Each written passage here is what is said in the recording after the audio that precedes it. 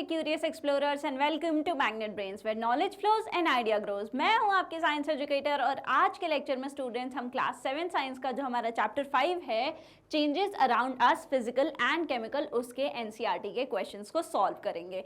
इसके पहले के लेक्चर में मैं ऑलरेडी आपको इस चैप्टर का पूरा एक्सप्लेनेशन जो है वो दे चुकी हूँ, सारे कंसेप्ट समझा चुकी हूँ। वो सारी वीडियोस देखने के लिए आप आई बटन पे टैप कर सकते हैं या फिर उसका लिंक आपको डिस्क्रिप्शन बॉक्स में भी मिल जाएगा। आइए क्वेश्चन नंबर 1 पे चलते हैं। तो जो क्वेश्चन नंबर 1 है वो ये है कि which of the following statements are the characteristic of a physical change. ठीक है, तो यहाँ पे हमको कुछ स्टेटमेंट्स दिए हैं और उसमें से हमको ये पता लगाना है कि इन सारे स्टेटमेंट्स में से कौन सा स्टेटमेंट है जो फिजिकल चेंज के बारे में बात कर रहा है। क्वेश्चन जो हमारा स्टेटमेंट 1 है वो ये है, द स्टेट ऑफ सब्सटेंस मे और मे नॉट चेंज।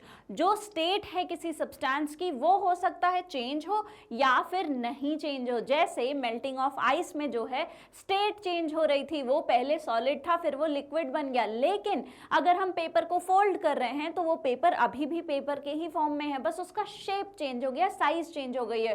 तो स्टेट हो सकता है चेंज हो या फिर हो सकता है चेंज नहीं हो। ठीक है, नेक्स्ट क्या है, अ substance with different properties is form. तो हमको ये पता है स्टूडेंट्स कि अगर हम फिजिकल चेंज की बात कर रहे हैं तो उसमें कोई नया सब्सटेंस फॉर्म नहीं होता है। और यहाँ पे क्या लिखा हुआ है, ये लिखा है कि अ substance with different properties is form. एक कोई नया सब्सटेंस जिसकी प्रॉपर्टी अलग है वो फॉर्म हो रहा है। तो क्या ये फिजिकल चेंज का वो है स्टेटमेंट, क्या ये फिजिकल चेंज के लिए करेक्ट है? ये बिल्कुल गलत है। और नेक्स्ट जो हमारा सब्सटेंस है, जो हमारा सेंटेंस है वो है, no new substance is formed. कोई नया जो है सब्सटेंस वो फॉर्म नहीं हो रहा है।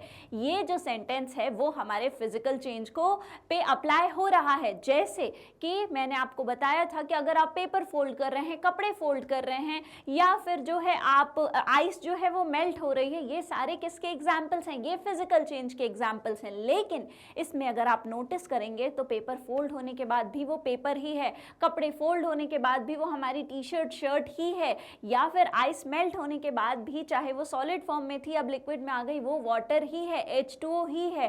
तो वहां पे कोई नया जो सब्सटेंस है वो फॉर्म नहीं हो रहा है। इसका मतलब ये जो है वो फिजिकल चेंज की जो डेफिनेशन है उसमें सेट बैठ रहा है। जो फोर्थ हमारा सेंटेंस है वो ये कह रहा है कि the substance undergoes a chemical reaction. क्या हमने ये देखा था कि फिजिकल चेंज में केमिकल रिएक्शन होता है? क्या फिजिकल चेंज में कोई केमिकल रिएक्शन होकर नया सब्सटेंस बनता है? बिल्कुल भी नहीं। ये जो है वो फिजिकल चेंज के हिसाब से गलत सेंटेंस है। ये किसके लिए सही है? ये हमारे केमिकल चेंज के लिए सही है। वहां पर केमिकल रिएक्शन होता है और एक नया substance with different properties form होता है। ठीक है, तो कौन कौन से सेंटेंसेस जो है वो हमको सही मिले? हमको सेंटेंस नंबर 1 और सेंटेंस नंबर 3 सही मिला। तो अब हमको ऑप्शंस में से ढूंढना है कि 1 और 3 जो है कौन से ऑप्शन में आ रहा है। तो आप अगर देखेंगे तो 1 और 3 जो है वो हमारे ऑप्शन सी में आ रहा है। कौन से ऑप्शन में आ रहा है? ऑप्शन नंबर सी में आ रहा है। तो ये जो हमारा ऑप्शन है वो बिल्कुल करेक्ट है। और इसका एक्सप्लेनेशन क्या है? अ physical change is the one in which the appearance, shape और स्टेट ऑफ सब्सटेंस में चेंज, जो कि स्टेटमेंट 1 में लिखा हुआ है कि अपीयरेंस चेंज हो सकती है, साइज जो है वो चेंज हो सकता है, शेप चेंज हो सकता है, स्टेट चेंज हो सकता है। ये सारी चीजें किसमें पॉसिबल हैं? ये सारी चीजें पॉसिबल हैं हमारी फिजिकल चेंज में। और but no new substance is formed, जो कि स्टेटमेंट 3 कह रहा था कि कोई भी नया सब्सटेंस फॉर्म नहीं होता है। The chemical composition remains the same. जो केमिकल कॉम्पोजिशन है हमारे किसी भी फिजिकल चेंज के एग्जाम्पल का वो सेम ही रहता है। चेंज आने के बाद भी केमिकल कॉम्पोजिशन जो है वो चेंज नहीं होता है।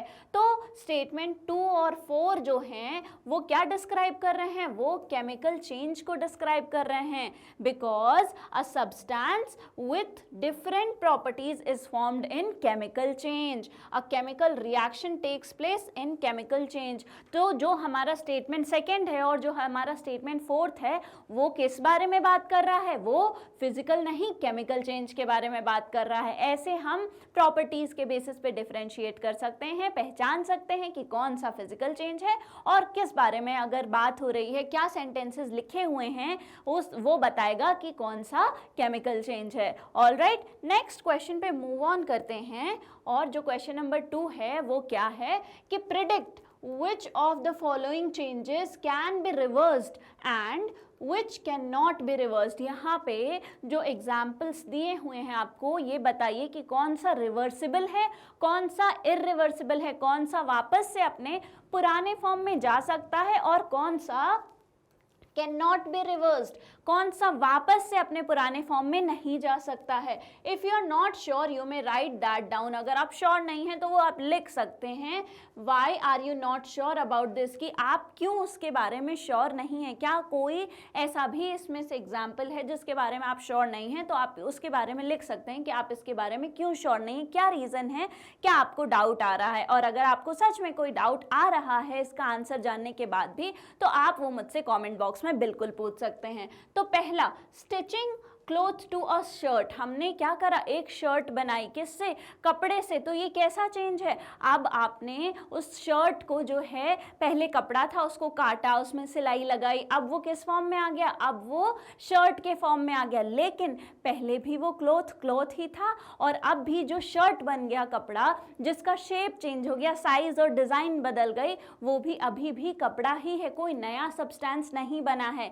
इसलिए ये कैसा चेंज है, ये एक तरीके का फिजिकल चेंज है। लेकिन यहाँ पे हमको पूछ रहा है क्या वो रिवर्सिबल है, कैन नॉट बी रिवर्स्ड, क्योंकि आपने उसको काट दिया है, आपने उसमें सिलाई लगा दी है। और अगर अब आप चाहें कि वो जो कपड़ा है वो वापस से पहले जैसा, जो हमारी शर्ट बन गई है वो वापस से पहले जैसी हो जाए, प्लेन क्लोथ बन जाए जिसमें कोई सिलाई नहीं है, वो पॉसिबल नहीं है। लेकिन यहाँ पे हमको ये भी याद रखना है कि जो क्लोथ पहले था अभी भी वो क्लोथ के ही फॉर्म में है, इसलिए ये एक इरिवर्सिबल टाइप का चेंज है, लेकिन ये एक फिजिकल चेंज है। ऑलराइट, तो कैन नॉट बी रिवर्स्ड, क्यों, क्योंकि क्लोथ को जो है हमने क्या कर दिया है, क्लोथ को हमने काट दिया है और स्टिचिंग लगा दी है। It is very difficult to separate the stitches and restore the original shape of the cloth. अब आप वापस से फटे हुए कपड़े को जोड़ नहीं सकते, जैसे वो पहले था उसमें स्टिचेस लग चुके हैं, वो सब चीज़ें खोलना और वो करना बहुत ही जो है मुश्किल है। जो हमारा सेकंड वाला था एग्जाम्पल, वो क्या था, ट्विस्टिंग ऑफ स्ट्रेट स्ट्रिंग। एक जो स्ट्रिंग है उसको आपने ट्विस्ट कर दिया, पहले वो पूरी स्ट्रेट थी, अब क्या करा आपने, अब आपने उसको ट्विस्ट कर दिया। तो वो ट्विस्टिंग क्या है, क्या वो रिवर्सिबल है या इरिवर्सिबल है। अगर आपने किसी चीज़ को, वायर को जो है ट्विस्ट कर दिया है, तो वापस से आप उसको सीधा भी कर सकते हैं फोर्स लगा के। तो वो कैसा चेंज है, वो रिवर्सिबल है, इट कैन बी रिवर्स्ड। क्यों, क्योंकि मैंने आपको बताया कि you can simply untwist the string. आप वो जो स्ट्रिंग है उसको आप अनट्विस्ट कर सकते हैं, जैसे आपने उसको घुमा दिया था, वापस से आप उसको सीधा भी कर सकते हैं।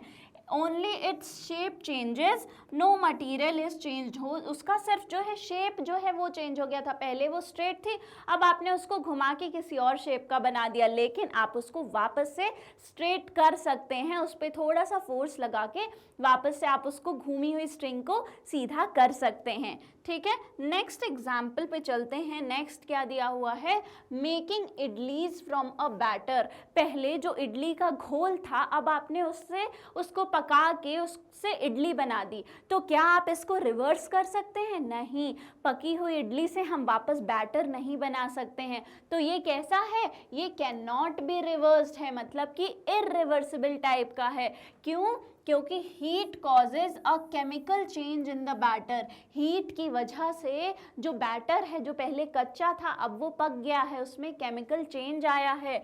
वंस इडलीज आर कुक्ड, एक बार इडली जो है वो पक गई, they can not be turned back into batter. अब आप उनको वापस में पकी हुई इडली से वापस से उसका घोल नहीं बना सकते हैं, उसका बैटर नहीं बना सकते हैं। इसलिए ये जो cooking of idli from batter है, ये कैसा है, ये इरिवर्सिबल टाइप का चेंज है। ठीक है, डिसॉल्विंग शुगर इन वाटर, हमने ऑलरेडी देखा है ये एग्जाम्पल कि ये कैसा एग्जाम्पल है, क्या ये रिवर्सिबल है या इरिवर्सिबल है। आपने शुगर लिया और उसको पानी में घोल दिया तो वो कैसा है, अगर आप जो है उसी पानी को, चीनी घुले हुए पानी को आपने स्टोव पे रखा और बॉईल होके सारा पानी इवेपोरेट हो गया तो शुगर और वाटर अलग अलग हो जाते हैं। इसलिए चाहे सॉल्ट घोला पानी में या शुगर घोला पानी में, ये किस चीज़ का एग्जाम्पल होते हैं, ये रिवर्सिबल होते हैं। कहने का क्या मतलब है, ये वापस से शुगर और वाटर अलग अलग हो सकते हैं, इसलिए ये क्या है, कैन बी रिवर्स्ड वाली कैटेगरी में फॉल करेगा। तो क्या कह रहा है यहाँ पे, कैन बी रिवर्स्ड, क्यों, क्योंकि this is a physical change, ये एक फिजिकल चेंज का एग्जाम्पल है। मैंने आपको ऑलरेडी जब फिजिकल चेंज पढ़ाया था तो उसमें इस एग्जाम्पल को बताया था और बताया था कि बिल्कुल कंफ्यूज नहीं होना है, क्योंकि जब आप उसको इवापोरेट करोगे वाटर को तो सॉल्ट या फिर शुगर पानी से अलग हो जाता है। Sugar can be recovered by evaporating the water, आपने वाटर इवापोरेट कर दिया तो शुगर जो है उससे अलग हो जाती है। ऑलराइट, तो ये कौन सा एग्जाम्पल है, ये रिवर्सिबल टाइप का चेंज है। Next, drawing water from a well. अब पानी, ड्रॉइंग वाटर का क्या मतलब है कि पानी जो है हम कुएं से निकाल रहे हैं, वहाँ पे बाल्टी फेंक के और उससे जो है हम पानी निकाल रहे हैं, तो ये किस तरह का चेंज है, वापस से हम पानी कुएं में डाल भी सकते हैं उस बकेट का, तो ये कैसा चेंज है, ये रिवर्सिबल टाइप का चेंज है, ये can be reversed, it can be reversed. क्यों, क्योंकि अगर हमने पानी जो है वेल से निकाला है, कुएं से निकाला है, तो वापस से उसमें डाल भी सकते हैं।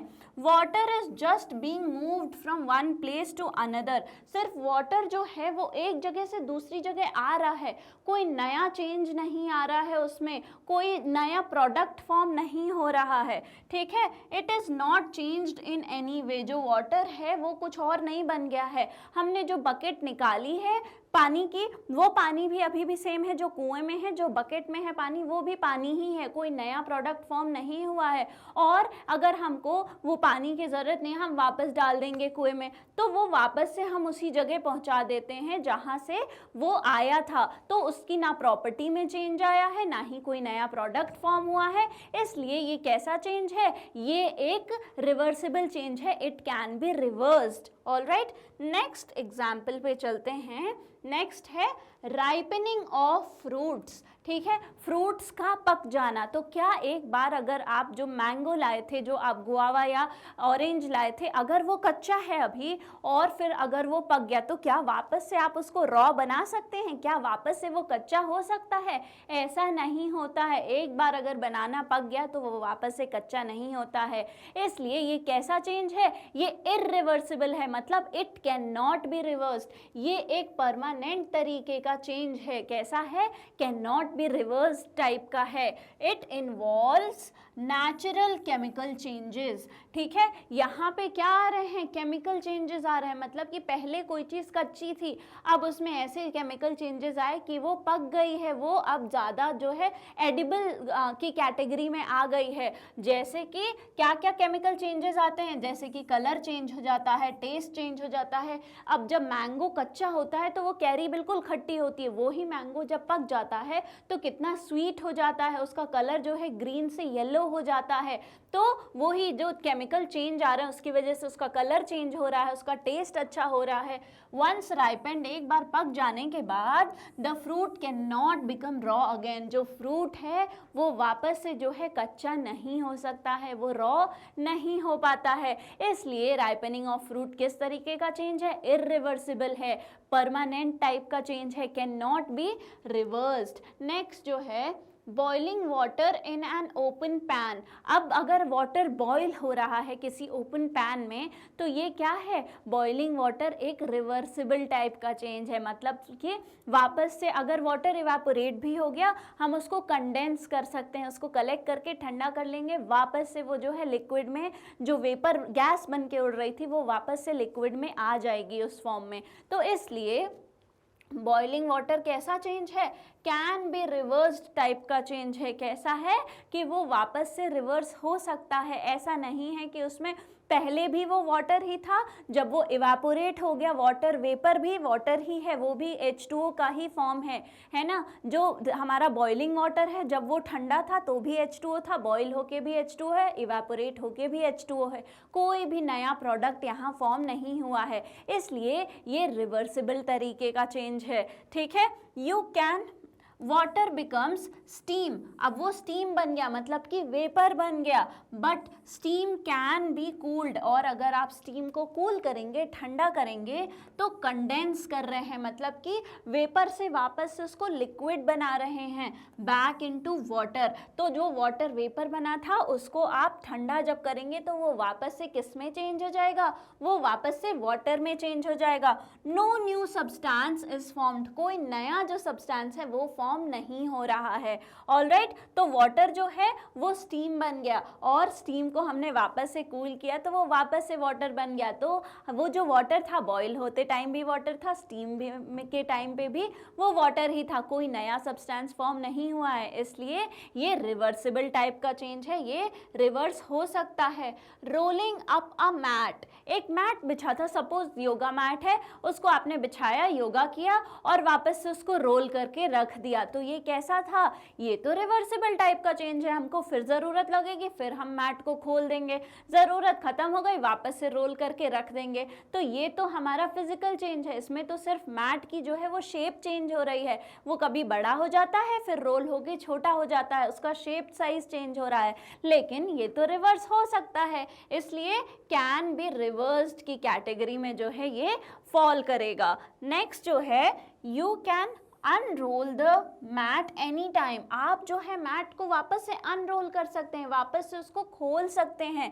This is a simple physical change in shape, ये एक सिंपल चेंज इन शेप तरीके का फिजिकल चेंज है। ऑलराइट, तो रोलिंग अ मैप किस तरीके का चेंज है, रिवर्सिबल टाइप का फिजिकल चेंज है। नेक्स्ट जो है, grinding wheat grains to flour, अब व्हीट ग्रेन्स से जो है हम क्या बना रहे हैं, आटा बना रहे हैं, मतलब कि गेहूं से हमने ग्राइंड करके उससे जो है गेहूं का आटा बना लिया, तो क्या ये रिवर्सिबल टाइप का चेंज है, नहीं। अब जो फ्लोर बन चुका है, वो जो हमारा आटा है वो क्या है, वो अब वापस से ग्रेन्स में चेंज नहीं हो सकता है। एक बार अगर आपने व्हीट फ्लावर बना लिया तो वो जो है आटा जो है वापस से ग्रेन्स में चेंज नहीं हो सकता है, कोई भी ऐसी प्रोसेस नहीं है कि उस पाउडर जो बन गया है हमारा, वो जो व्हीट फ्लावर है, उसको व्हीट ग्रेन्स में चेंज करने का कोई भी तरीका नहीं है, इसलिए ये कैन नॉट बी रिवर्स्ड है, ये वापस से जो है अपने पुराने फॉर्म में नहीं जा सकता है। ठीक है, once grains are ground into fine powder, एक बार आपने ग्रेन्स को जो है पीस के फाइन पाउडर बना लिया, you can not get back the original grains, आप वापस से वो जो ग्रेन्स थे जो हमारे गेहूं था उसमें आप वापस से उसको कन्वर्ट नहीं कर सकते हैं। लास्ट एग्जाम्पल देखते हैं, forming of soil from rocks. ठीक है, अब जो रॉक्स हैं उससे क्या बन रहा है, उससे सॉइल बन रहा है, इस प्रोसेस को हम क्या कहते हैं, इस प्रोसेस को हम वेदरिंग कहते हैं। ठीक है, ये कैसा होता है, ये एक स्लो नेचुरल प्रोसेस होता है, ये वेरी स्लो नेचुरल प्रोसेस है। जब बड़ी बड़ी चट्टानें जो हैं अलग अलग फिजिकल प्रॉपर्टीज़ केमिकल रिएक्शंस की वजह से छोटे छोटे टुकड़ों में टूटती हैं, वो टूट टूट के जो है सॉइल बनाती हैं, सैंड बनाती हैं, छोटे छोटे पत्थर रहते हैं, उसको क्या कहते हैं, उसको वेदरिंग कहते हैं। और ये स्लो नेचुरल प्रोसेस है और ये इरिवर्सिबल टाइप का है। ठीक है, एक बार जो रॉक छोटी छोटी टूट गई उसको फिर वापस से बड़ी चट्टान नहीं बनाया जा सकता है, ये बहुत ही स्लो और बहुत ही टाइम टेकिंग प्रोसेस है, इसलिए ये किस फॉर्म में आता है, कैन नॉट बी रिवर्स्ड वाली कैटेगरी में आता है, मतलब कि इरिवर्सिबल है। This is a very slow natural process. ठीक है, और ये बहुत ही स्लो नेचुरल प्रोसेस होता है। मैंने आपको बताया कि फिजिकल और केमिकल दोनों ही चेंजेस की वजह से होता है, involving both physical physical and chemical changes, इसमें फिजिकल चेंज भी हैं जैसे एयर की वजह से, वाटर की वजह से, प्लांट वगैरह की वजह से, और केमिकल रिएक्शंस की वजह से भी। वाटर जो बहुत हैवी रेनफॉल हुआ तो उसकी वजह से जो है वाटर के साथ जो हमारे रॉक के मिनरल्स थे वो रिएक्ट करके डिसॉल्व हो गए, वो सारे केमिकल रिएक्शंस की वजह से ये दोनों ही इन्वॉल्व करता है, फिजिकल चेंज और केमिकल चेंज। ठीक है, you can not turn soil back into solid rock, तो आप जो वहां पे सॉइल एक बार फॉर्म हो गया उसको आप वापस से बड़े रॉक में चेंज नहीं कर सकते हैं। ऑलराइट, तो हमारा forming of soil from rocks या फिर वेदरिंग का जो प्रोसेस होता है वो क्या रिवर्सिबल है? नहीं, वो एक इररिवर्सिबल टाइप का चेंज है। ये आई होप आपको ये सारे एग्जाम्पल्स समझ आए होंगे, और साथ ही साथ अगर आपको कोई डाउट है आप बिल्कुल पूछ सकते हैं, और खुद से भी कुछ एग्जाम्पल्स को कैटेगराइज करने की कोशिश करिएगा कि ये इररिवर्सिबल है या रिवर्सिबल है, फिजिकल है या केमिकल है, या फिर परमानेंट है या फिर वो नॉट परमानेंट है। ऑलराइट, नेक्स्ट क्वेश्चन पे हम मूव ऑन करते हैं। नेक्स्ट क्वेश्चन क्या है? State whether the following statements are true or false. In case a statement is false, write the correct statement. तो हमको यहाँ पे ये देखना है कि ये जो given statements हैं ये सही हैं या गलत हैं, true हैं या false है, और अगर कोई false है तो उसका हमको सही statement भी लिखना है। पहला, melting of wax is necessary for burning a candle. तो अगर वैक्स जो है मेल्ट हो रहा है तो वो बहुत ही ज़रूरी है किसके लिए? किसके लिए? हमारे कैंडल के जलने के लिए। अगर कैंडल जो है जल रही है वहाँ पे हीट होगी तो ही जो हमारी वैक्स है वो मेल्ट होगी, और जब वो वैक्स मेल्ट होती है तो वो विक जो है उसको, जो हमारी कैंडल का वो जो धागा होता है जो जलता है वो उसको सक करता है, और वो ही जो वैक्स ऊपर चढ़ती है वो जब वेपर बनती है उसी की वजह से जो हमारा कैंडल है उसका फ्लेम जो है वो होता है। किसकी वजह से? क्योंकि वो जो वैक्स की वेपर है वो जलती है। ठीक है, तो इसलिए ये बिल्कुल ही ट्रू है। ठीक है, When a candle burns, जब एक कैंडल बर्न होती है, the wax near the wick melts first. जो वैक्स होती है विक के अराउंड वो सबसे पहले वो ही जो है मेल्ट होना शुरू होती है, क्योंकि उसको तुरंत हीट मिलती है। ठीक है, and then its liquid wax is drawn up by the wick and vaporise to produce a flame. मैंने क्या बताया कि जो विक है वो क्या करता है? वैक्स को ड्रॉ करता है ऊपर, अपने ऊपर जो है उसके ऊपर वैक्स जो है लिक्विड वाली वो चढ़ती है, और वो गर्मी की वजह से वेपराइज होती है, और वो ही वेपर जो है जल के फ्लेम हमको देता है जो कैंडल की फ्लेम होती है। So melting is necessary for the candle to burn. इसलिए मेल्टिंग जो है कैंडल जलने के लिए यस ये नेसेसरी है। ठीक है, नेक्स्ट जो हमारा सेंटेंस है, collecting water vapour by condensing involves a chemical change. यहाँ पे वाटर अगर बॉयल हो रहा है तो वो इवेपोरेट हो रहा है, वो क्या प्रोसेस है? इवेपोरेशन का। वेयर एज अगर वो इवेपोरेटेड वाटर को हम वापस से लिक्विड फॉर्म में ले आ रहे हैं तो ये कौन सा प्रोसेस है? ये है कंडेंसेशन का प्रोसेस। तो कह रहे हैं कि वो जो वाटर वेपर है उसको जब आप कंडेंसेशन के प्रोसेस से वापस से कलेक्ट कर रहे हैं तो क्या ये केमिकल चेंज है? नहीं, ये केमिकल चेंज नहीं है। क्यों नहीं है ये जानते हैं। क्योंकि अगर हम वाटर वेपर की बात करें तो वो भी हमारा H2O ही है। जो बॉयल हो रहा था वाटर वो भी H2O ही था, जो वेपर बना वो भी H2O था, और जब हम उसको वापस से लिक्विड में ला रहे हैं, मतलब कि वेपर गैसियस फॉर्म से जब हम वापस से उसको लिक्विड में ला रहे हैं, कंडेंस कर रहे हैं, तो भी वो क्या है? वो H2O ही है। तो कोई भी उसमें केमिकल चेंज नहीं आया है, उसमें कोई भी नया प्रोडक्ट फॉर्म नहीं हुआ है, उसका जो केमिकल कॉम्पोजिशन है वो चेंज नहीं हुआ है। इसलिए ये कैसा चेंज है? ये हमारा जो स्टूडेंट्स, ये है हमारा फॉल्स सेंटेंस। और ये कैसा चेंज है? ये एक तरीके का फिजिकल चेंज है। तो no new substances form during condensation. Condensation के टाइम पे कोई नया सब्सटेंस जो है वो फॉर्म नहीं हुआ है। Only the state of water changes from gas to liquid, सिर्फ जो वेपर बन गया था हमारा गैस, वहाँ से लिक्विड फॉर्म में वो वापस से जो है आ गया है। कोई भी नया जो है प्रोडक्ट, कोई नया जो है केमिकल कॉम्पोजिशन की वजह से प्रोडक्ट फॉर्म नहीं हुआ है। पहले भी H2O था, अभी भी H2O ही है। इसलिए ये जो हमारा सेंटेंस है वो फॉल्स है। ये क्या है? ये एक फिजिकल चेंज है।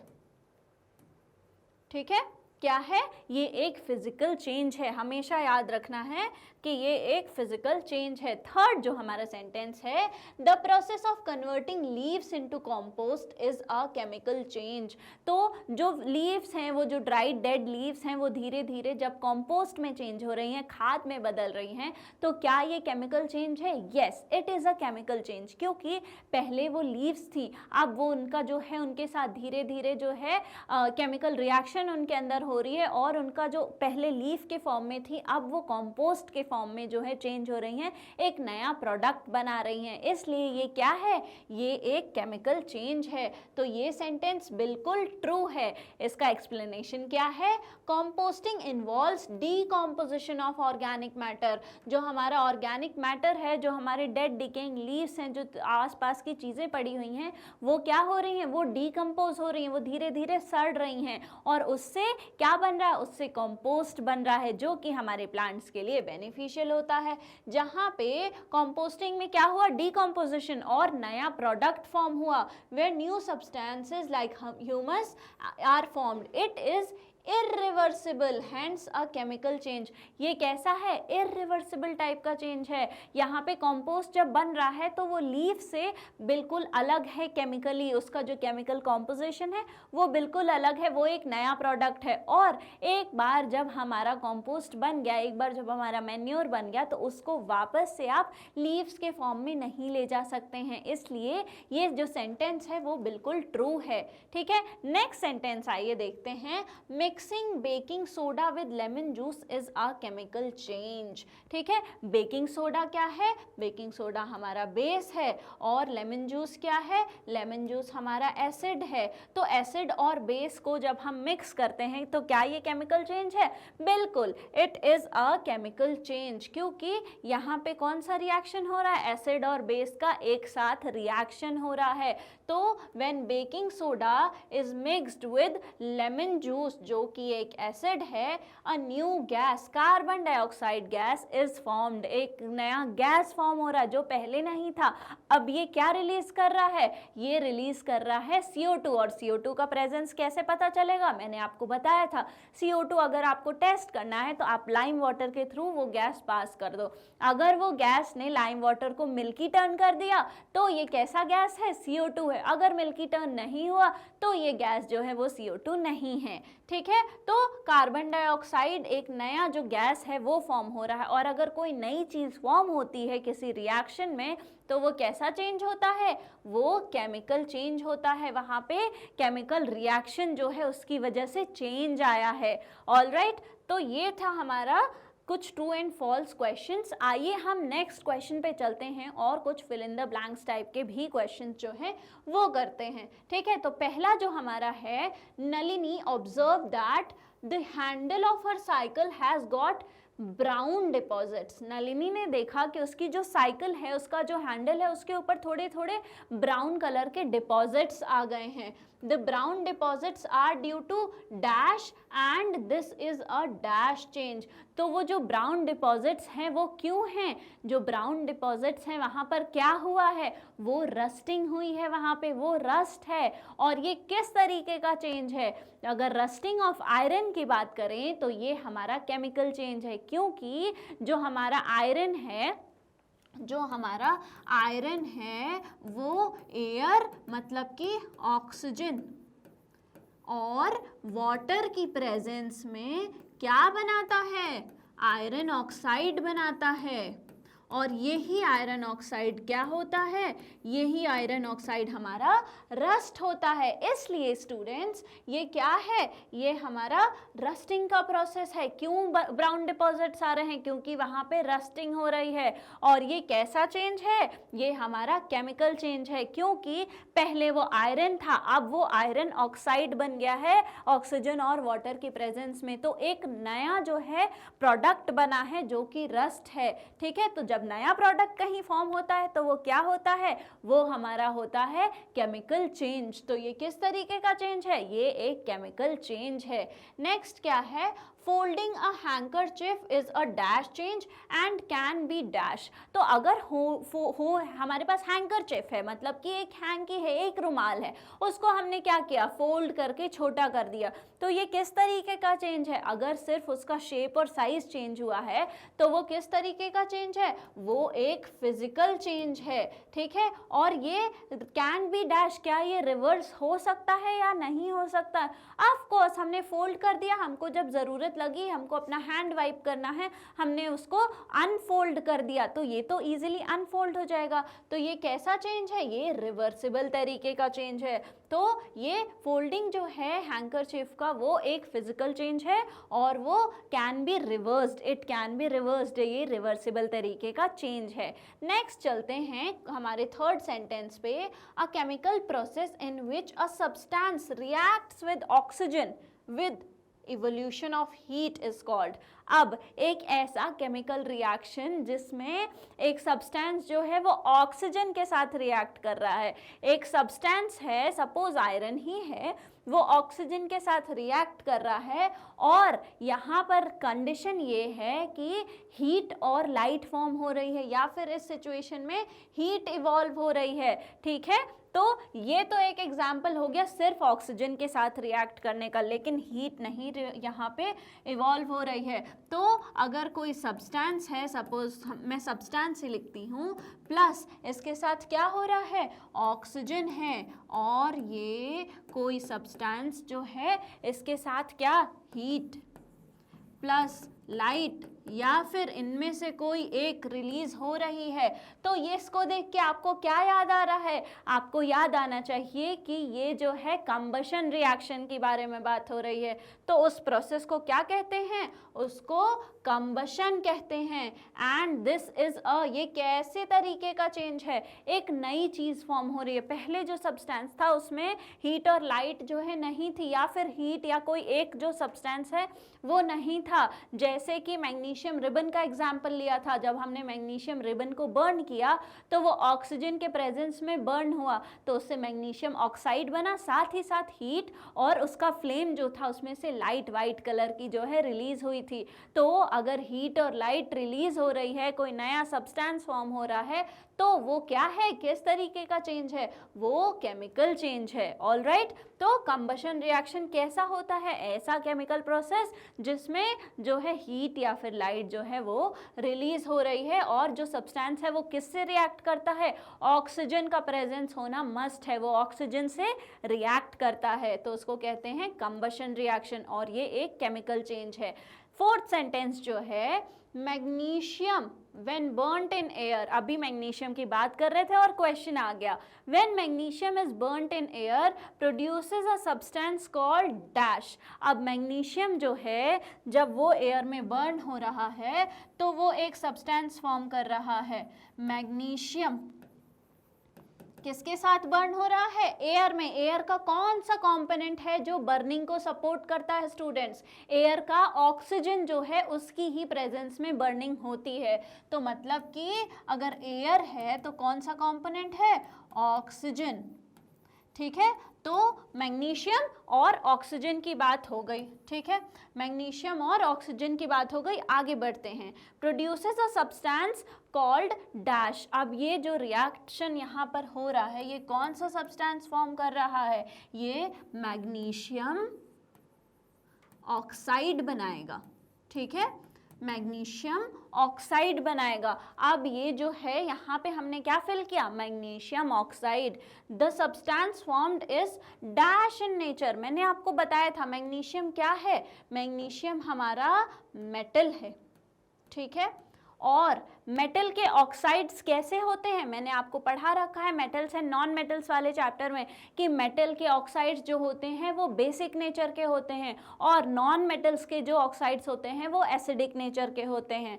तो जो सब्सटेंस फॉर्म हुआ है, जो हमारा मैग्नीशियम ऑक्साइड फॉर्म हुआ है, वो किस नेचर का है, वो बेसिक नेचर का है। और burning of magnesium is a dash change. अब ये बताइए कि अगर मैग्नीशियम जो है बर्न होके कोई नया सब्सटेंस बना रहा है, कोई एक नया सब्सटेंस जो है हमको मिल रहा है, तो नया सब्सटेंस कौन से चेंज में मिलता है, केमिकल चेंज में। ऑलराइट, तो हमारा इसका जो आंसर होगा वो क्या होगा, मैग्नीशियम ऑक्साइड। ठीक है, तो मैग्नीशियम जो है बर्न होके क्या बनाया, मैग्नीशियम ऑक्साइड। मैग्नीशियम ऑक्साइड जो है वो कैसा होता है, वो बेसिक नेचर का होता है। और अगर ये कोई नया सब्सटेंस बन रहा है इस रिएक्शन में, तो ये किस तरीके का रिएक्शन है, ये किस तरीके का चेंज है, ये एक केमिकल चेंज है। तो मैग्नीशियम ऑक्साइड जो है हमको याद रखना, यहाँ से हमने ये रिवाइज कर लिया कि जो हमारे मेटल्स होते हैं उनका जो ऑक्साइड होता है वो बेसिक होता है और नॉन मेटल्स का जो ऑक्साइड होता है वो एसिडिक इन नेचर होता है। क्वेश्चन नंबर 5 क्या है, are the changes of water to ice and water to steam a physical और chemical explain। तो यहाँ पे ये पूछ रहा है कि ये जो चेंज है पानी से आइस बन जाने का या फिर पानी से स्टीम बन जाने का, मतलब कि पानी जब सॉलिड हो जा रहा है आइस बन जा रहा है, या फिर पानी जब जो है वेपर बन जा रहा है, गैस बन जा रहा है, स्टीम बन जा रहा है, तो ये फिजिकल चेंज है या फिर केमिकल चेंज है। तो वी मस्ट ऑलवेज रिमेंबर कि ये जो हमारा वाटर है ये चाहे आइस के फॉर्म में हो या फिर चाहे हमारा ये जो वाटर है वो स्टीम के फॉर्म में हो, हमेशा ही ये H2O ही रहता है, इसमें कोई भी इसकी केमिकल कॉम्पोजिशन में कोई भी चेंज नहीं आ रहा है। तो अगर कोई नया सब्सटेंस फॉर्म नहीं हो रहा है, केमिकल कॉम्पोजिशन चेंज नहीं हो रहा है, वो पहले भी H2O था और कोई भी चेंज आने के बाद भी H2O ही बना हुआ है, तो क्या ये केमिकल चेंज है या फिजिकल चेंज है, ये एक फिजिकल चेंज है, क्योंकि कोई भी नया प्रोडक्ट फॉर्म नहीं हुआ है, उसका केमिकल कॉम्पोजिशन चेंज नहीं हुआ है। तो ये कैसा चेंज है, ये एक फिजिकल चेंज है। इन बोथ मेल्टिंग मतलब कि वाटर टू स्टीम या फिर वाटर टू आइस, मतलब आइस जब वाटर में बना तो उल्टा मेल्ट हुआ, मतलब आइस जो है जब मेल्ट हुआ, या फिर बॉइलिंग जब हमने वाटर को बॉईल करके इवेपोरेट करके स्टीम बना दिया, only state of water changes. यहाँ पे पानी का सिर्फ जो है स्टेट चेंज हो रहा है, वो पहले जो है लिक्विड था अब वो सॉलिड या फिर वेपर बन गया है, तो उसका सिर्फ जो है स्टेट चेंज हुआ है। इन इट्स केमिकल कॉम्पोजिशन जो कि H2O है, जैसा वो H2O पहले था उसका जो केमिकल कॉम्पोजिशन H2O है वो हर केस में सेम ही रहता है। दीज चेंजेस आर रिवर्सिबल, ये रिवर्सिबल है, चाहे जो हमारा आइस है वो मेल्ट होने के बाद वाटर बन गया तो हम वापस से उसको फ्रीज करके आइस बना सकते हैं, हम अगर वो वेपर बन गया उसको कंडेंस करके वापस से लिक्विड बना सकते हैं। तो ice can be melted into water and steam can be condense into water. तो यहाँ पे कोई भी नया सब्सटेंस फॉर्म नहीं हुआ है, इसलिए ये कैसा चेंज है, ये एक फिजिकल चेंज है। तो इसमें क्योंकि वाटर जो है उसका केमिकल कॉम्पोजिशन चेंज नहीं हुआ, इसलिए वो किस तरीके का चेंज है, वो एक फिजिकल चेंज है। ठीक है, क्योंकि नया प्रोडक्ट कोई फॉर्म ही नहीं हुआ है। आइए क्वेश्चन नंबर 6 देखते हैं। क्वेश्चन नंबर 6 है, is curdling of milk a physical और chemical change, justify your statement. Curdling of milk का क्या मतलब है, कर्डलिंग ऑफ मिल्क मतलब मिल्क से जो है वो कर्ड बन जाना, दूध का दही में चेंज हो जाना, क्या एक फिजिकल चेंज है या फिर केमिकल चेंज है। तो अगर आप नोटिस करेंगे कि दूध अगर दही में चेंज हो गया है तो आप वापस से उसको एक तो दूध में नहीं ला सकते हैं, और जो दूध है और दही है इनकी केमिकल कॉम्पोजिशन वो बिल्कुल अलग अलग है। जो हमारा मिल्क होता है वो अल्कलाइन होता है और जो हमारा कर्ड होता है, मैंने आपको एसिड बेसिस में पढ़ाया है, वो एसिडिक नेचर का होता है, उसमें लैक्टिक एसिड प्रेजेंट होती है। इसलिए अगर कोई नया सब्सटेंस बना है, किसी एक सब्सटेंस में केमिकल रिएक्शन की वजह से कर्ड बना, मिल्क से दूसरा एक नया सब्सटेंस बन गया जिसकी प्रॉपर्टी जो है वो मिल्क से बिल्कुल डिफरेंट है और ये इरिवर्सिबल टाइप का है, आप वापस से मिल्क नहीं बना सकते हैं कर्ड को। तो ये कैसा चेंज है, ये हमारा जो है केमिकल चेंज है। ठीक है, तो व्हेन मिल्क कर्डल्स, जब मिल्क जो है वो कर्ड में चेंज हो रहा है, बैक्टीरिया और acids break down the milk protein to form curd. तो यहाँ पे क्या हो रहा है, बैक्टीरिया या फिर एसिड जो है लैक्टोबैसिलाई, मैंने आपको बताया था प्रेजेंट होते हैं, वो क्या करते हैं, लैक्टिक एसिड का फॉर्मेशन करते हैं। ठीक है, तो a new substance with different properties, जो कि अलग अलग कौन कौन सी प्रॉपर्टीज, टेस्ट भी अलग है, टेक्सचर भी अलग है, स्मेल भी अलग है, सारी चीज़ें जो हैं दही की बिल्कुल अलग होती हैं, दूध से फॉर्म हो रही है। तो एक नया ही सब्सटेंस, एक अलग नया सब्सटेंस जो है वो फॉर्म हुआ है। तो और ये साथ ही साथ ये जो चेंज है वो इरिवर्सिबल है, हम इसको वापस से जो है दही को दूध में चेंज नहीं कर सकते हैं। You can not turn curd back into milk. ठीक है, therefore it is a chemical change. इसलिए ये कैसा चेंज है, ये एक तरीके का केमिकल चेंज है। तो बिल्कुल भी कंफ्यूज नहीं होना है, क्योंकि हमारा जो मिल्क है वो जब कर्ड में चेंज होता है तो वो इरिवर्सिबल है, नया substance with different properties form हो रही हैं, इसलिए वो एक केमिकल चेंज है, ना कि फिजिकल चेंज है। क्वेश्चन नंबर 7 देखते हैं। Natural factors such as wind, rain etcetera help in the formation of soil from rocks. तो जो नेचुरल चीज़ें हैं जैसे कि विंड है, रेन है, इन सब की वजह से रॉक्स से फॉर्मेशन हो रहा है, किस चीज़ का, सॉइल का। इज दिस चेंज फिजिकल और केमिकल एंड वाई? तो ये जो चेंज है ये फिजिकल है या फिर केमिकल है, और आप अपना जस्टिफिकेशन ये भी दीजिए कि क्यों है। तो ये पहले बात किस चीज़ की हो रही है, कौन से प्रोसेस की बात हो रही है, यहाँ पे बात हो रही है स्टूडेंट्स वेदरिंग ऑफ रॉक्स की।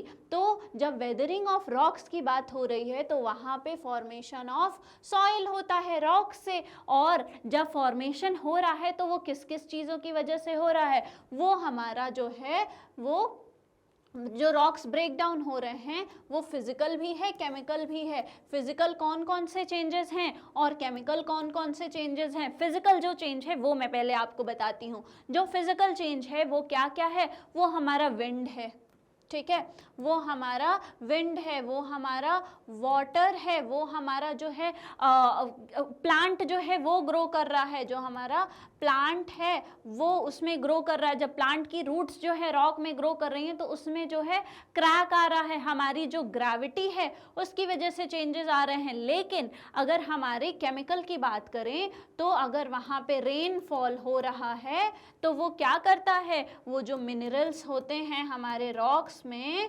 उसको डिसॉल्व करता है।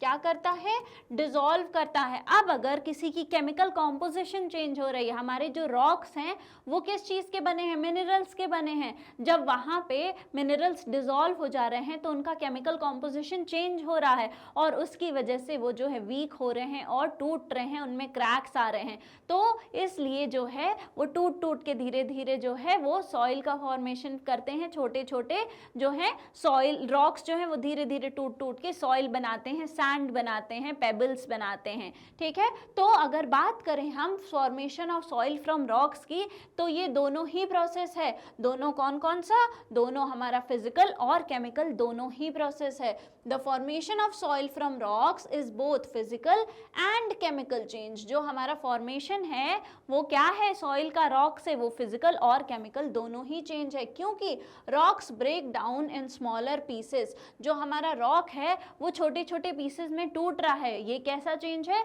ये फिजिकल चेंज है। And also react with water and air to form new substances, ये क्या है, केमिकल चेंज है। तो रॉक जो है जब विंड की वजह से टूट रहा है, जब हमारे एक्सटर्नल फोर्सेस की वजह से टूट रहा है तो वो क्या है, वो फिजिकल चेंज है। और जब वो उनका केमिकल कॉम्पोजिशन चेंज हो रहा है, ठीक है, तो वो क्या है, जब मिनरल्स जो हैं हैवी रेन वाटर की वजह से जो है डिसॉल्व हो जा रहे हैं तो वो क्या है, वो हमारा केमिकल चेंज है। आपको याद होगा मैंने आपको बताया था बसॉल्ट रॉक के बारे में। जो बसॉल्ट रॉक होती है उसमें आयरन ऑक्साइड धीरे धीरे बनने लगता है, क्योंकि वो बहुत ही रिच होती है आयरन में। तो जब वो एयर और वाटर के कांटेक्ट में आती है तो उस पे जो है रेडिश ब्राउनिश कलर का आयरन ऑक्साइड की लेयर दिखने लगती है। तो पहले वो आयरन थी, अब उसका कॉम्पोजिशन जो है वो आयरन ऑक्साइड का बन गया है। तो वहाँ पर भी आपको केमिकल चेंज देखने को मिलेगा। कौन सी रॉक में, बसॉल्ट रॉक में।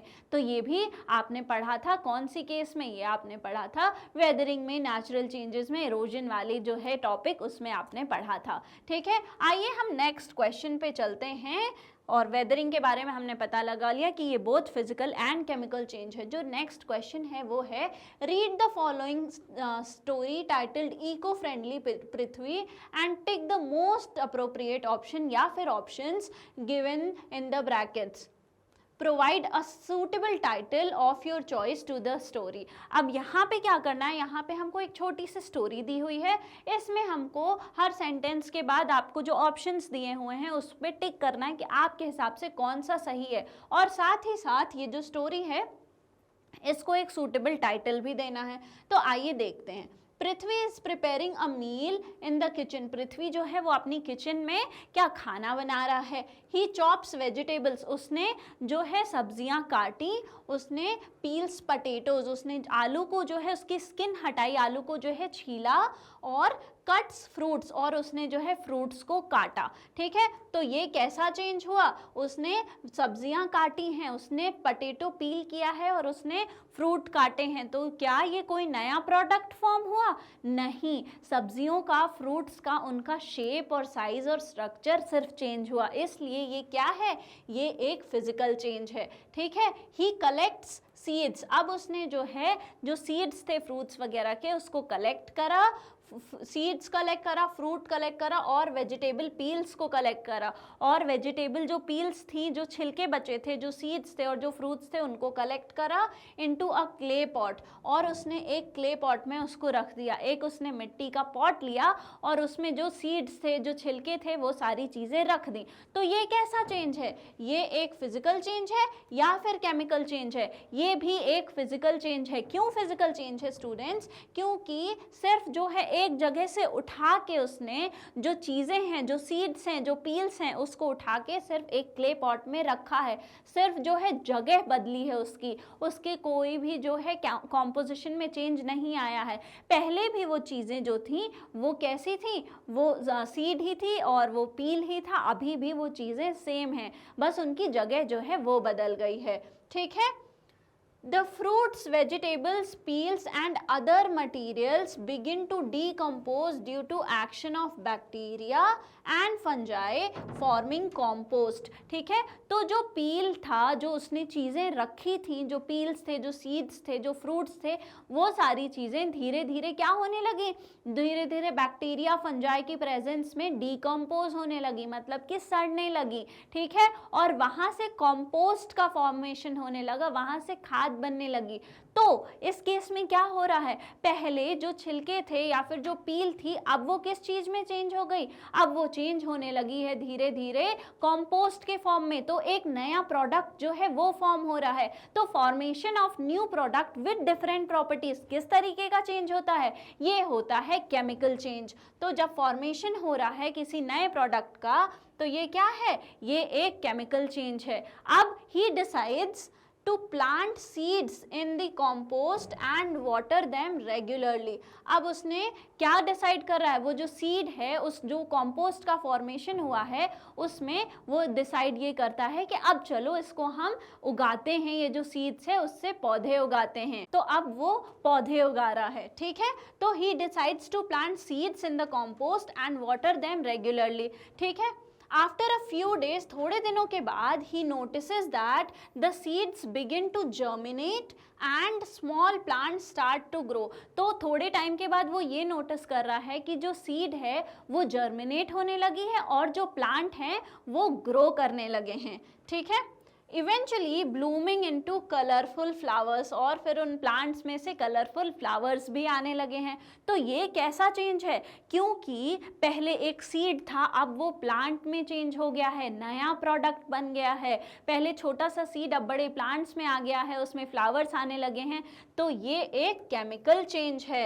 His efforts are appreciated by all his family members, और उसने ये जो इतनी मेहनत करी है उसका अप्रिशिएशन उसके सारे फैमिली मेम्बर्स उसको दे रहे हैं। तो हमने देखा यहाँ पर कि फिजिकल और केमिकल चेंजेस कैसे कैसे हमको उसके अलग अलग प्रोसेस में देखने को मिले। सबसे पहले chopping vegetables, piling potatoes, cutting fruits, ये सारे क्या थे? ये सारे फिजिकल चेंजेस थे। साथ ही साथ जब उसने कलेक्ट करके और क्ले पॉट में रखा, सिर्फ जगह चेंज करी, तो collecting peels and seeds in pot, ये भी फिजिकल चेंज था। उसके बाद वो जब डीकम्पोज होने लगी चीज़ें, कंपोस्ट में चेंज होने लगी, तो वो क्या था? क्योंकि नया प्रोडक्ट कंपोस्ट फॉर्म हो रहा है, तो वो एक केमिकल चेंज था। और जब वो सीड जो है उसने उगाया उस कंपोस्ट में और प्लांट बनने लगा, तो वो जो seed germination and growth into plants and flowers, वो क्या था? वो केमिकल चेंज था। इसका जो सेकेंड पार्ट था वो क्या था? वो ये था कि आप इसको जो है, ये जो स्टोरी है, इसको सूटेबल टाइटल दीजिए। तो यहाँ पे मैं कुछ आपको टाइटल दे देती हूँ, आपके दिमाग में जो भी टाइटल्स आए आप उसको कमेंट बॉक्स में बिल्कुल छोड़िएगा। Prithvi's green kitchen, from waste to bloom, की वेस्ट से और फ्लावर ब्लूमिंग तक का सफर, ठीक है। कंपोस्ट का मैजिक, कंपोस्ट मैजिक, ये सारे जो हैं वो मैंने आपको जो है कुछ मैंने टाइटल्स दे दिए हैं। कुछ टाइटल्स जो है वो आपको सोच के बताने हैं और उसके बाद हम नेक्स्ट क्वेश्चन पे मूव ऑन करेंगे। अब नेक्स्ट क्वेश्चन पे चलते हैं और देखते हैं कि हमारा नेक्स्ट क्वेश्चन क्या है, ठीक है। Some changes are given here, यहाँ पे कुछ जो है चेंजेस दिए हुए हैं, उनकी लिस्ट दी हुई है। Write physical change in the area marked A, तो ये जो 3 सर्कल्स हैं इसमें ए वाले एरिया में आपको जो भी आपको लग रहा है इस लिस्ट में से फिजिकल चेंज है वो लिखिए। And chemical changes in the area marked B, और जो भी आपको लग रहा है कि सिर्फ केमिकल चेंज का एग्जाम्पल है वो आप एरिया बी में लिखिए, ठीक है। Enter the changes which are both physical and chemical in area C, और ऐसे चेंजेस जो आपको लग रहा है फिजिकल चेंज भी हो रहा है और केमिकल चेंज भी हो रहा है, ऐसे चेंजेस को आप जो है एरिया सी में लिखिए, ठीक है। तो यहाँ पे हमको कुछ एग्जाम्पल्स दिए हुए हैं, जैसे burning of candle, tearing of paper, ठीक है। इसको थोड़ा सा सिस्टमैटिक फॉर्म में यहाँ पे मैंने आपके लिए अरेंज कर दिया है। तो पहला जो था वो क्या था? Burning of candle. तो बर्निंग ऑफ कैंडल मैंने आपको पढ़ाया था कि जब कैंडल बर्न हो रही है तो इसमें फिजिकल चेंज भी आ रहा है और केमिकल चेंज भी आ रहा है। कौन कौन से फिजिकल चेंजेस आ रहे हैं?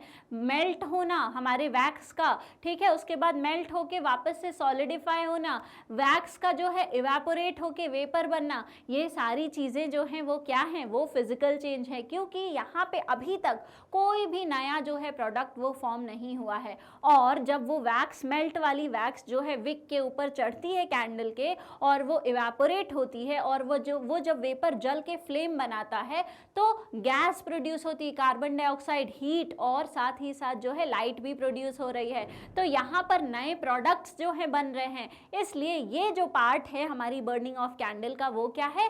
वो केमिकल चेंज है। इसलिए हमने केमिकल चेंज और फिजिकल चेंज दोनों ही देखा है। किस केस में? बर्निंग ऑफ कैंडल के केस में। इसलिए बर्निंग ऑफ कैंडल को हम कहाँ लिखेंगे? बर्निंग ऑफ कैंडल को ये जो हमारा फिगर है इसमें हम यहाँ पर लिखेंगे। ये है हमारा बर्निंग ऑफ कैंडल का सेक्शन। आई बात समझ में? ऐसे हमको लिखना है। अगर सिर्फ फिजिकल चेंज है तो ए में लिखेंगे, सिर्फ केमिकल चेंज है तो बी में लिखेंगे। जहां हमको लग रहा है कि दोनों ही चेंजेस आ रहे हैं उसको हम सी वाले सेक्शन में लिखेंगे। ऑलराइट, आगे बढ़ते हैं। तो पहला हमने देख लिया बर्निंग ऑफ कैंडल, यहाँ लिखना है हमको सी में, मतलब कि यहाँ पे दोनों ही चेंजेस हो रहे हैं, फिजिकल और केमिकल। वैक्स मेल्ट्स, ये फिजिकल चेंज है, वेपर जो है वो बर्न हो रहा है, ये केमिकल चेंज है। इसका डिटेल्ड एक्सप्लेनेशन मैंने अभी आपको दिया। नेक्स्ट जो है टीयरिंग पेपर, आपने जो है पेपर को फाड़ा, तो ये क्या है? ये एक फिजिकल चेंज है, क्योंकि कोई भी नया प्रोडक्ट फॉर्म नहीं हुआ है।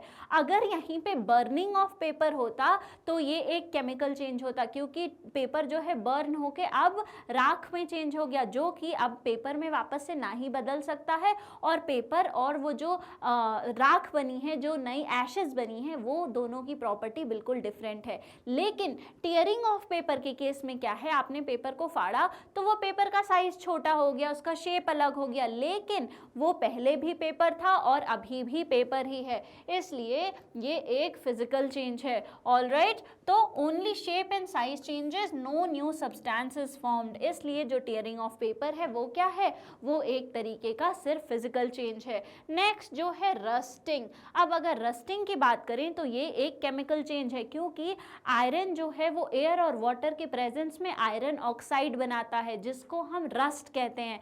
तो जो रस्ट है वो एक नया प्रोडक्ट बना है, वो आयरन ऑक्साइड है। तो आयरन पहले था, अब आयरन ऑक्साइड बन गया, नया प्रोडक्ट बना। इसका मतलब क्या है कि ये केमिकल चेंज है, और नया प्रोडक्ट बन रहा है जिसकी प्रॉपर्टी अलग है, वो इरिवर्सिबल है। तो ये तो केमिकल चेंज है ही, इसलिए ये क्या है, एक केमिकल चेंज है। तो iron reacts with air and moisture forming a new substance, एक नया सब्सटेंस जिसको हमने रस्ट बोला है। ठीक है, तो रस्टिंग क्या है, रस्टिंग एक केमिकल चेंज है। कर्डलिंग मिल्क, ठीक है, दूध से दही का बन जाना, तो दूध से दही का बन जाना एक केमिकल चेंज है, क्योंकि दूध से एक दूसरा अलग नया प्रोडक्ट जिसकी प्रॉपर्टी अलग है, जो इरिवर्सिबल चेंज हो रहा है, ये कैसा है, ये एक केमिकल चेंज है। अब वो जो है वापस से दही दूध में चेंज नहीं हो सकता है, और दूध और दही की प्रॉपर्टीज भी अलग अलग हैं। तो यहाँ पे केमिकल रिएक्शन हुआ, जो हमारे दूध के प्रोटीन्स थे वो टूटे, और वो किस में चेंज हो गया, वो दही में चेंज हो गया। इसलिए ये एक केमिकल चेंज है। ऑलराइट, तो new substance curd forms due to chemical change, chemical change की वजह से, किसी केमिकल रिएक्शन की वजह से एक नया सब्सटेंस बन रहा है जो कि है दही। ठीक है, इसलिए ये क्या है, ये एक केमिकल चेंज है। राइपनिंग फ्रूट्स, फ्रूट्स का जो है राइप होना, फ्रूट्स का पकना, ये क्या है, फ्रूट्स का पक जाना किस तरीके का चेंज है, फ्रूट्स का पक जाना एक परमानेंट चेंज है, ये एक इरिवर्सिबल चेंज है, और ये एक केमिकल चेंज है। ठीक है, फ्रूट्स का जो कलर है और फ्रूट्स का जो टेस्ट है, टेक्सचर है, वो सारे जो है वो पकता है, उसमें केमिकल रिएक्शन होता है और वो पक जाता है, उसका जो टेक्सचर है, जो कलर है, जो टेस्ट है, वो सब चेंज हो जाता है। तो फ्रूट्स का जो पकना है वो कैसा है, वो एक परमानेंट तरीके का केमिकल चेंज है, और वो साथ ही साथ क्या है, वो इरिवर्सिबल टाइप का चेंज है। तो ये क्या है, ये एक केमिकल चेंज है। यहाँ पर नेचुरल केमिकल चेंज है, causes colour taste and texture change. ठीक है, यहाँ पे जो रॉ फ्रूट है उसके अंदर केमिकल जो है रिएक्शंस हो रहे हैं, और फिर वो पक जा रहा है, और आप पके हुए जो फ्रूट है उसको वापस से कच्चा नहीं कर सकते हैं। ऑलराइट, नेक्स्ट एग्जाम्पल देखते हैं कि नेक्स्ट जो है कौन कौन से एग्जाम्पल फिजिकल चेंज के हैं, कौन कौन से केमिकल हैं। तो मेल्टिंग ऑफ आइस, पहला मेल्टिंग आइस। अब ये एग्जाम्पल हमने बहुत बार देखा है कि आइस जो है वो मेल्ट हो रही है, तो पहले जो सॉलिड था अब वो लिक्विड में चेंज हो रहा है, लेकिन उसका जो केमिकल कॉम्पोजिशन है, जो पहले भी H2O था अभी भी H2O है, वो चेंज नहीं हो रहा है, इसलिए कोई नया प्रोडक्ट फॉर्म नहीं हो रहा है। और अगर नया प्रोडक्ट फॉर्म नहीं हो रहा है तो ये क्या है, ये एक फिजिकल चेंज है। ऑलराइट, तो ओनली स्टेट चेंजेस, सिर्फ जो है सॉलिड जो पहले आइस था अब वो लिक्विड हो गया है वाटर में, सिर्फ उसका स्टेट चेंज हुआ है सॉलिड टू लिक्विड में। वाटर रिमेन्स H2O, जो उसका केमिकल कॉम्पोजिशन है वो अभी भी H2O मेंटेन्ड है। ठीक है, नेक्स्ट एग्जाम्पल पे चलते हैं, फोल्डिंग क्लॉथ्स। आपने जो है कपड़े को फोल्ड कर दिया, उसका शेप जो है, उसका साइज जो है वो चेंज हो गया, लेकिन उसका जो केमिकल नेचर था वो कपड़ा अभी भी वही है और पहले भी वो ही था। ठीक है, और जब आपको जरूरत पड़ी आपने फोल्डेड क्लॉथ को उठाया और वापस से उसको अनफोल्ड कर दिया, तो ये कैसा चेंज है, जहां कोई नया प्रोडक्ट फॉर्म नहीं हो रहा है और ये रिवर्सिबल भी है, तो ये कैसा चेंज है, ये एक फिजिकल चेंज है। ठीक है, तो only shape changes, no new substances formed, सिर्फ जो है शेप चेंज हो रहा है, कोई नया सब्सटेंस जो है फॉर्म नहीं हो रहा है। और नया सब्सटेंस अगर फॉर्म नहीं होता है तो कैसा चेंज होता है, वो होता है हमारा फिजिकल चेंज। बर्निंग मैग्नीशियम, अब मैग्नीशियम जो है हमने एग्जाम्पल में देखा था, मैग्नीशियम रिबन बर्न करके देखा था। वहाँ पे जब हम मैग्नीशियम को बर्न कर रहे थे तो ऑक्सीजन की प्रेजेंस में बर्निंग होती है, और जब बर्निंग होती है तो क्या होता है, तो मैग्नीशियम ऑक्साइड का फॉर्मेशन होता है। जब मैग्नीशियम ऑक्साइड फॉर्म हो रहा है तो मतलब नया प्रोडक्ट फॉर्म हो रहा है, उसके साथ हीट और लाइट फॉर्म हो रहा है। तो अगर मैग्नीशियम ऑक्सीजन के साथ रिएक्ट कर रहा है, एक नया प्रोडक्ट प्रोडक्ट फॉर्म कर रहा है, मतलब केमिकल रिएक्शन हो रहा है। और ये किस में होता है? ये केमिकल हमारा चेंज में होता है, साथ ही साथ ये एक इरिवर्सिबल टाइप का भी चेंज है। तो इसमें क्या हम मार्क करेंगे? इसमें हम बी वाला लेंगे, मतलब कि केमिकल चेंज। यहाँ पे magnesium burns to form magnesium oxide, जो कि एक नया सब्सटेंस है। ऑलराइट, नेक्स्ट हम एग्जाम्पल पे चलते हैं। जो हमारा आज का लास्ट एग्जाम्पल है वो है mixing baking soda with vinegar. ठीक है, अब हमने बेकिंग सोडा जो कि एक बेस है, इसको हमने किसके साथ मिक्स किया? विनेगर के साथ, जो कि एक एसिड है। तो हमने एसिड और बेस को मिक्स किया तो उनका रिएक्शन हुआ आपस में। क्या रिलीज हुआ? रिलीज हुआ कार्बन डाइऑक्साइड गैस, एक नया प्रोडक्ट फॉर्म हुआ। तो नया प्रोडक्ट फॉर्म हुआ तो क्या बना? इसको हम क्या करेंगे? इस केमिकल रिएक्शन को क्या बोलेंगे? केमिकल चेंज हो रहा है, क्योंकि नया प्रोडक्ट फॉर्म हो रहा है। इसलिए ये कैसा चेंज है? ये केमिकल चेंज है। और reaction produces carbon dioxide gas, जो कि एक नया सब्सटेंस है। तो नया सब्सटेंस फॉर्म किस केस में होता है? ये केमिकल चेंज के फॉर्म में होता है। तो लास्ट क्वेश्चन पे मूव ऑन करने से पहले आप ये सारे जो है एग्जाम्पल्स को देखिए और समझिए कि ये फिजिकल क्यों था, केमिकल क्यों था। कोई डाउट है तो बिल्कुल मुझसे पूछिए, लेकिन कुछ भी बिना समझे आगे नहीं बढ़ना है। तो हमारा आज का लास्ट क्वेश्चन जो है, the experiments shown in figure, यहाँ पे जो फिगर दिया हुआ है वहाँ पे जो एक्सपेरिमेंट परफॉर्म किए गए हैं वो फिगर में दिए हुए हैं। Find out in which case या फिर cases did lime water turn milky and white. तो अब आपको फाइंड आउट ये करना है कि इन सारे जो केसेस में से किस केस में जो हमारा लाइम वाटर है वो मिल्की टर्न होता है और क्यों टर्न होता है। तो पहला जो केस है, पहला ये जो है हमारा वो विनेगर और बेकिंग सोडा है और ये लाइम वाटर है। कहने का मतलब ये एक एसिड है, ये एक बेस है और यहाँ पर लाइम वाटर है। तो जब एसिड और बेस का रिएक्शन होता है, मैंने आपको बताया है एसिड और बेस का जब रिएक्शन होता है तो क्या बनता है? तो कार्बन डाइऑक्साइड गैस रिलीज होती है, सॉल्ट बन रहा है और जो है साथ ही साथ जो है हमारा हीट रिलीज होती है और हमारा इस केस में क्या रिलीज होता है? कार्बन डाइऑक्साइड गैस रिलीज होती है। और अगर students carbon dioxide gas release हो रही है तो इसका मतलब क्या है कि जब वो यहाँ पर बबलिंग होगी, क्योंकि CO2 रिलीज होगा, कार्बन डाइऑक्साइड गैस, वो यहाँ से जब पहुँचेगी हमारे लाइम वाटर के पास तो ये लाइम वाटर का कलर किस कलर का चेंज कर देगी? ये मिल्की चेंज करेगी। लाइम वाटर किस में चेंज हो जाएगा? लाइम वाटर मिल्की चेंज हो जाएगा। तो जब लाइम वाटर मिल्की चेंज हुआ, इसका मतलब कि कार्बन डाइऑक्साइड गैस रिलीज हुई है। ठीक है, नेक्स्ट केस में चलते हैं। यहाँ पे लेमन जूस और विनेगर है, ठीक है, और नेक्स्ट टेस्ट ट्यूब में क्या है? Lime water. ये भी एसिड है और ये भी एसिड है। तो क्या हमने कभी भी ये पढ़ा था कि एसिड और एसिड मिलके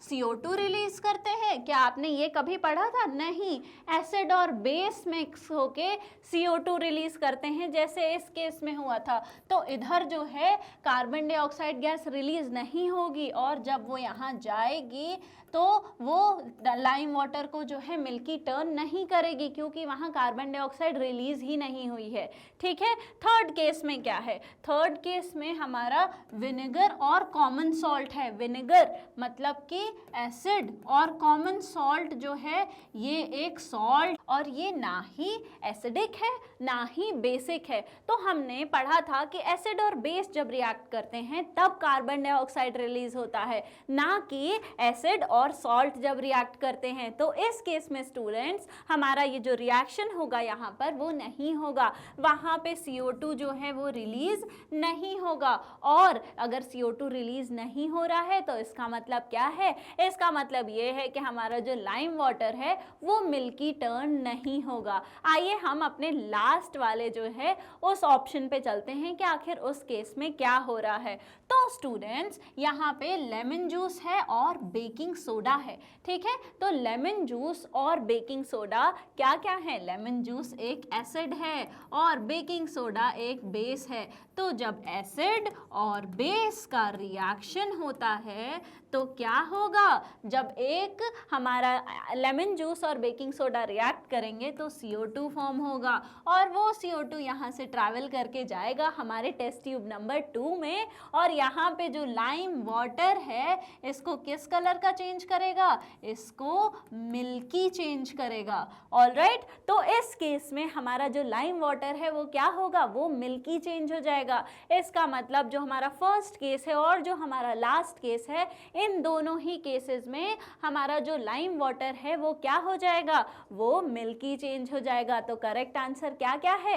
करेक्ट जो हमारा वो है वो ए है, और साथ ही साथ जो हमारा करेक्ट है वो क्या है? वो डी है। तो ए और डी हमारे जो हैं उस केस में हमारा जो लाइम वाटर है वो मिल्की टर्न हो रहा है, और ये बता रहा है कि जो गैस रिलीज हो रही है वो हमारी क्या है? वो हमारी कार्बन डाइऑक्साइड है, ठीक है।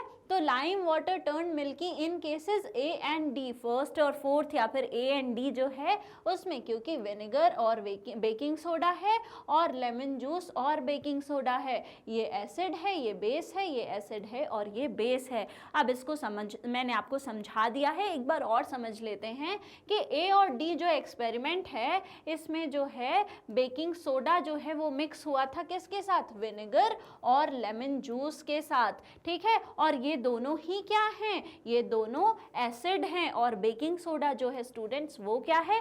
वो एक बेस है, ठीक है। तो when an acid reacts with baking soda, जब एक एसिड बेकिंग सोडा के साथ रिएक्ट करता है तो कार्बन डाइऑक्साइड जो है वो प्रोड्यूस होती है। कार्बन डाइऑक्साइड गैस जो है वो प्रोड्यूस हो रही है, और यही कार्बन डाइऑक्साइड गैस जब पास होती है लाइम वाटर से जो कि कैल्शियम हाइड्रोक्साइड सॉल्यूशन है, it reacts to form calcium carbonate. ये कैल्शियम कार्बोनेट बनाती है। जो कैल्शियम कार्बोनेट किस कलर का होता है? Calcium carbonate whitish milky white colour का होता है, और वो ही उसी वजह से, क्योंकि जब हमारा लाइम वाटर जो है वो मिल्की हो रहा है तो वो क्या फॉर्म हो रहा है? वो कैल्शियम कार्बोनेट फॉर्म हो रहा है जो वाइट कलर का है। वो ही जो वाइट कलर है वो हमको दिखता है, और थोड़ी देर बाद जब आप छोड़ देंगे तो ये नीचे सेटल हो जाएगा, और वो जो नीचे वाइट लेयर होगी वो किसकी होगी? वो कैल्शियम कार्बोनेट की होगी, which appears as white insoluble precipitate. ये वाइट है और इनसॉल्युबल है, इनसॉल्युबल है इसीलिए हमको अपनी आंखों से जो है दिखता है।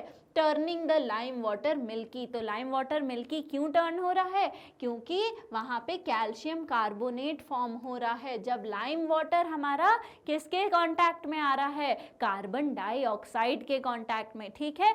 तो कार्बन डाइऑक्साइड की प्रेजेंस भी टेस्ट करने के लिए हम जो है लाइम वाटर को यूज़ करते हैं कि लाइम वाटर के थ्रू गैस पास करी।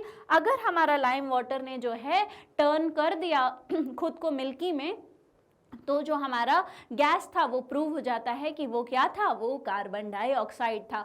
और इस तरीके से हमने अपने चैप्टर 5 के एनसीईआरटी के सारे क्वेश्चन सॉल्व कर लिए हैं। आई होप आपको सारी जो एक्सप्लेनेशन है, उनका जो कंसेप्ट है उनके पीछे वो समझ आया होगा। और अगर आपको हमारे बाकी लेक्चर्स के भी वीडियोज़ देखने हैं तो वो बिल्कुल फ्री में अवेलेबल हैं हमारे मैग्नेट ब्रेन्स के यूट्यूब चैनल, हमारे मोबाइल एप्लीकेशन और हमारी वेबसाइट पे। साथ ही साथ हमारे ई नोट्स और ई बुक्स का लिंक आपको डिस्क्रिप्शन बॉक्स में मिल जाएगा। और स्टूडेंट्स, हमारे जो अदर टॉप कोर्सेज हैं जो कि इंग्लिश और हिंदी दोनों ही मीडियम में अवेलेबल हैं, चाहे वो सीबीएसई बोर्ड हो, Delhi board, Bihar board, UP board, MP board, Rajasthan board, साथ ही साथ वैदिक मैथ्स, क्रैश कोर्स और स्पोकन इंग्लिश भी हाई क्वालिटी में अवेलेबल है। तो इस लेक्चर को ज़्यादा से ज़्यादा शेयर करिए, लाइक करिए, हमारे चैनल को सब्सक्राइब करिए, पढ़ते लिखते रहिए, हंसते मुस्कुराते रहिए। Thank you very much.